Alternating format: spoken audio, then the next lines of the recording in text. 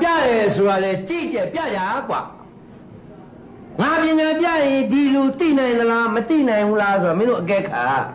ဒီလိုဆိုရင်တော့ဒီလိုထိုင်ရဲကောင်မျိုးကခက်ညံ့ညံ့နေမဟုတ်ဘူးမင်းတို့လည်းပဲတိုင်မှာတွေ့ဦးမှာပါဆာလန်းဟမ်အားနာလို့လိုက်ပြောတော့အားတယ်လို့မထင်နဲ့ဆိုတဲ့စကားမင်းတို့နဲ့ငါတို့ကတစီးပွားတယ်ပဲလေ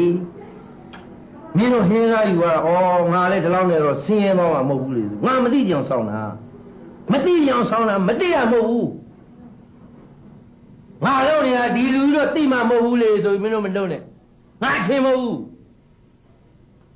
မင်းတို့လူသစ်တွေသိအောင်အကုန်လုံးထိုင်နားထောင်ပြီးတော့ထိုင်ပြီးနားထောင်ငါကုံစိမ်းထမ်းတဲ့ဘဝနေတက်လာတဲ့ကောင်မင်းတို့အခုလုံနေတယ်ဆိုတော့အလုတ်ကျန်းနေငါနှစ်နဲ့ချီပြီးအခေါင်းနဲ့ထားပြီးလှုပ်လာတာ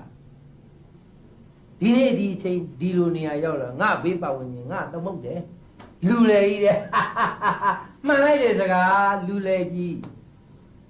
80မုတ်အစတရား800လဲတာအေးဒါပေမဲ့ငါဘသူကိုမှမလိမ်ဘူးဖြတ်မကြဘူးမကောက်ချစ်ဘူးကိုရင်တို့လည်းတိုးတက်ခြင်းနဲ့ကြီးပွားခြင်းနဲ့ဆိုရင်လဲအောင်လုပ်နတ်အောင်လုပ်လှလက်ကလေးပါနေအောင်လုပ်ဒါပေမဲ့ကလေးမကြနဲ့ဖြတ်မကြနဲ့ကိုယ်ထမင်းကျွေးနေတဲ့အလုပ်ပေါ်မှာမင်းတို့သစ္စာရှိကြအစာကျွေး